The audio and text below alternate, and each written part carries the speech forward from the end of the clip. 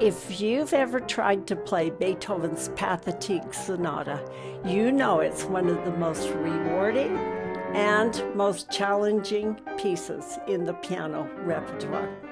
In this video, I'm sharing some of the key technical tips from my full course on the first movement.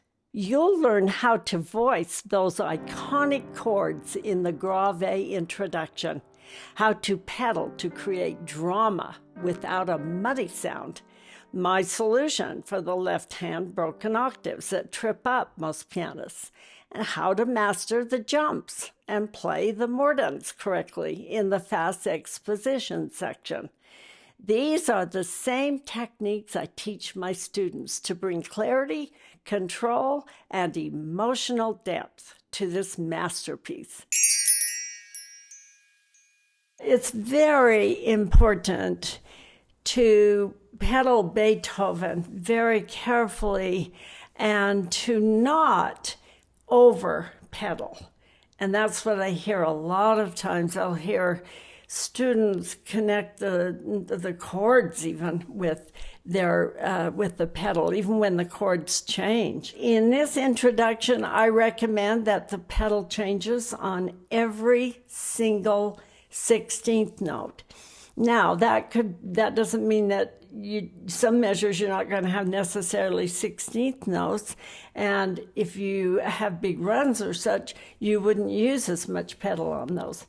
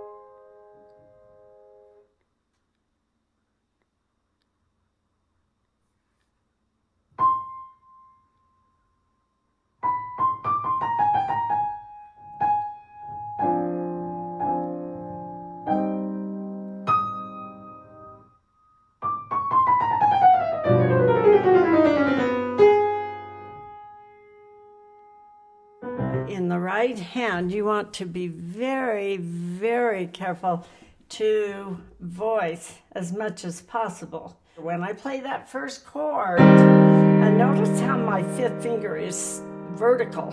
That's how I'm getting the sound out of it. So by doing that, I can make that note just a little stronger. Now my arm stays out so that I can give strength to my third, especially my fourth, which is weaker, and then my fifth again. So my arm is pushing into those fingers. Now, one thing that you can do to practice that is to play the melody and then add the chord. Then play the chord and try to play that loud. So the next one, add the note and then play it and try to make it sound bigger. Here's the next one. Now try to play that's how you work on voicing. In the exposition, there's a few things that you have to be aware of that are going to cause more problems. And that's the first one that I always hear about are the broken octaves in the left hand. And students saying, I can't get them fast enough and they don't sound even. And some of the notes don't sound. So How you want to practice those is you want to make sure your arm is high. You need to keep this soft and light. If you have arm weight in it, your arm gets tired very fast. You don't have the stamina to play them.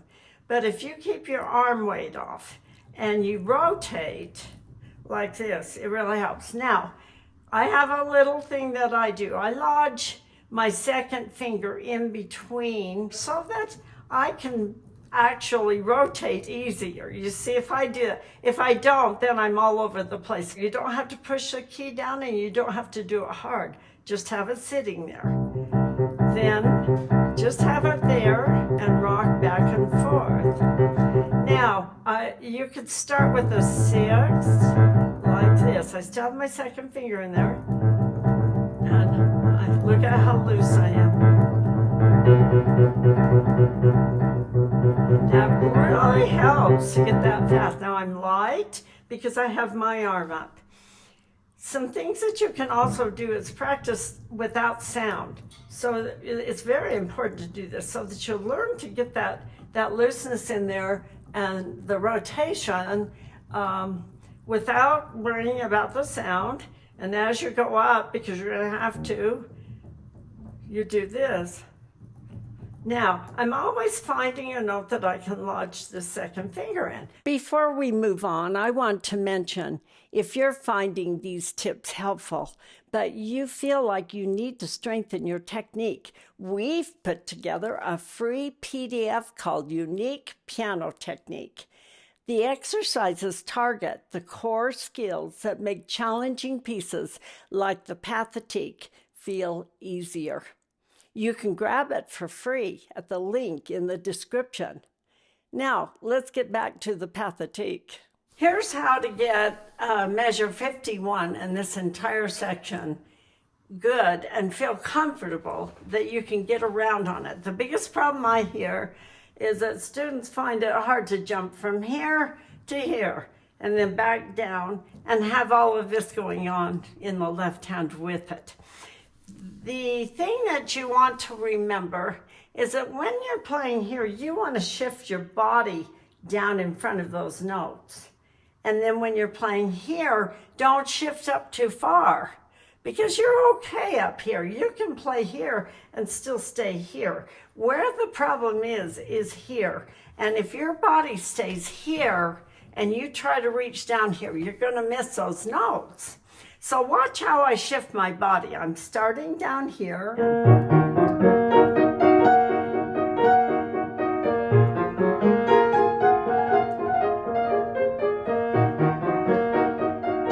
When you're playing here, you should be looking here. So see how I'm looking there? Now I'm looking down here.